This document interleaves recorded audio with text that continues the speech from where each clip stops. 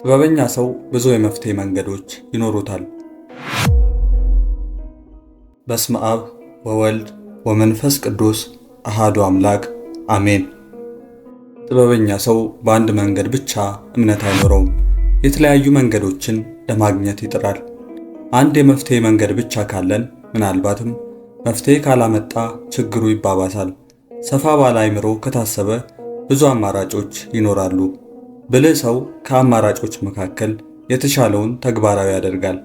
እንዲህ አይነት ሰው ተግባራዊ ሊደረጉ የሚችሉ የመፍትሄ ሐሳቦች ይኖሩታል። የመፍትሄ ሐሳቡን ተግባራዊ ለማድረግ የሚያስቸግር ከሆነ ሐዘንና ተስፋ መቁረጥን ሊያመጣ ይችላል። ይህ ደግሞ ከዋናው ችግር በተጨማሪ ተስፋ መቁረጥን ያመጣል። ጥበበኛ ሰው የሌላውን ሰው ስሜትና ደረጃ ግንዛቤ ውስጥ ያስገባል። የሌሎችን ሰዎች ያሉበትን ሁኔታ ስሜትና ደረጃ ማገናዘብ ይኖርብናል። የትዳር ጓደኞቻችን፣ እህቶቻችን እንዲሁም ወንድሞቻችን ጋር በተጋጨን ጊዜ ያሉበትን ሁኔታ ግንዛቤ ውስጥ ካስገባን ችግሩ በትክክል ሊፈታ የሚችልበትን መንገድ እናገኛለን። በተመሳሳይ መልኩ ልጆች፣ ወጣቶች እንዲሁም ሽማግሌዎች ጋር ግጭት ከተፈጠረ ያሉበትን የሕይወት ደረጃ ማገናዘብ አለብን። ይህን በተመለከተ ቅዱስ ጳውሎስ እንዲህ ብሏል። አይሁድንም እጠቅም ዘንድ ከአይሁድ ጋር እንደ አይሁዳዊ ሆንኩ፣ ከሕግ በታች ያሉትንም እጠቅም ዘንድ እኔ ራሴ ከሕግ በታች ሳልሆን ከሕግ በታች እንዳለው ሆንኩ። ሕግ የሌላቸውን እጠቅም ዘንድ ያለ እግዚአብሔር ሕግ ሳልኖር፣ ነገር ግን በክርስቶስ ሕግ በታች ሳለው ሕግ ለሌላቸው ሕግ እንደሌለኝ ሆንኩ። ደካሞችን እጠቅም ዘንድ ለደካሞች እንደ ደካማ ሆንኩ። በሁሉ መንገድ አንዳንዶችን አድን ዘንድ ከሁሉ ጋር በሁሉ ነገር እንደነሱ ሆንኩ። አንደኛ ቆሮንቶስ ምዕራፍ 9 ከቁጥር 20 እስከ 22። ጥበበኛ ሰው ችግሮችን ለመፍታት የሚመች ጊዜንና ሁኔታዎችን ግንዛቤ ውስጥ ያስገባል። ለውይይት የሚመቹ ጊዜያት አሉ፣ እንዲሁም ለውይይት የማይመቹ ወቅቶች አሉ። ሰዎች ሥራ በበዛባቸው ወቅት፣ በተቆጡ ወቅትና በመሳሰሉት ችግርን ለመፍታት የተመቹ አይደሉም።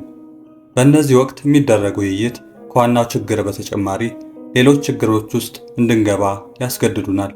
ስለሆነም የተሻለ ጸጥታና ዝግጅት በተሟላበት ሁኔታ መወያየት ወይም ችግርን ለመፍታት መሞከር ተገቢ ነው።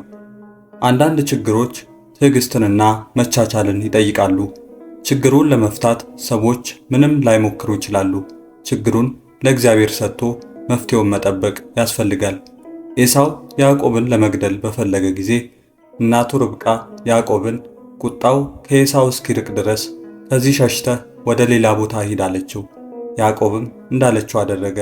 በኋላ በተገናኙ ጊዜ ኤሳው የነበረው ስሜት የተለየ ነበር። ኤሳው ሮጦ ያዕቆብን አቅፎ ሳመው፣ ተቃቅፈውም አለቀሱ። ዘፍጥረት ምዕራፍ 27 ከቁጥር 33። ብዙ ታገስኩ፣ ምንም ለውጥ ማምጣት አልቻልኩም ብሎ ተስፋ መቁረጥ የለብንም። በጣም ታጋሽ መሆን ያስፈልጋል። ጌታችን እንዲህ ብሏል፣ በመታገሳችሁ ነፍሳችሁን ታገኛላችሁ። የሉቃስ ወንጌል ምዕራፍ 21 ከቁጥር 19። ብዙ ችግሮች በትዕግስት መፈታታቸውን መርሳት የለብንም። ጊዜው ሲደርስ እግዚአብሔር ሁሉንም ነገር ይፈታዋል፣ ያስተካክለዋል። ችግሮች በፍጥነት እንዲፈቱ መፈለግ በሌሎች ላይ ችግርን ሊያስከትል ይችላል። አንዳንድ ችግሮች የትህትና ቃላት በመጠቀም ሊፈቱ ይችላሉ። መጽሐፍ የለዘበች ቃል ቁጣን ታለዝባለች እንዲል በመጽሐፈ ምሳሌ ምዕራፍ 15 ከቁጥር 1 የዋህነትና ቅንነት ቁጣን ያበርዳሉ። በትህትና ያዕቆብ የወንድሙን የኤሳውን ቁጣ አስታግሷል። እንዲህ በሉት፣ እነሆ ባሪያህ ያዕቆብ በኋላችን ነው፣ በፊቴ በሚሄደው እጅ መንሻ እታረቀዋለሁ፣ ከዚያም በኋላ ምናልባት ይራራልኛል። ኤሳው በወንድሙ ላይ የተነሳሳው ቡራኬና ብኩርናውን ወስዶብኛል ብሎ ስለተሰማው ነው። ከእርሱ ይልቅ ይስሐቅ አባታቸው ያዕቆብን እንደመረቀው መርሳት ስላልቻለ ነው። አሕዛብም ይገዙልህ፣ ሕዝብም ይስገዱልህ፣ ለወንድሞችህ ጌታ ሁን፣ የእናትህም ልጆች ይስገዱልህ። የሚረግምህ እሱ ርጉም ይሁን፣ የሚባርክህም ብሩክ ይሁን ብሎ እንደመረቀው ትሑት ሰው አስቸጋሪ ነገር አይገጥመውም። በማንኛውም በሚሰማው ነገር አይቆጣም።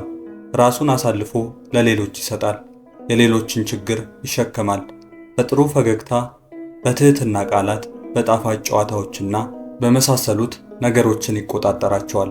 ችግሮች በጸሎትና በእምነት ይፈታሉ። የተወሰኑ ሰዎች ችግር ሲገጥማቸው ይጾማሉ።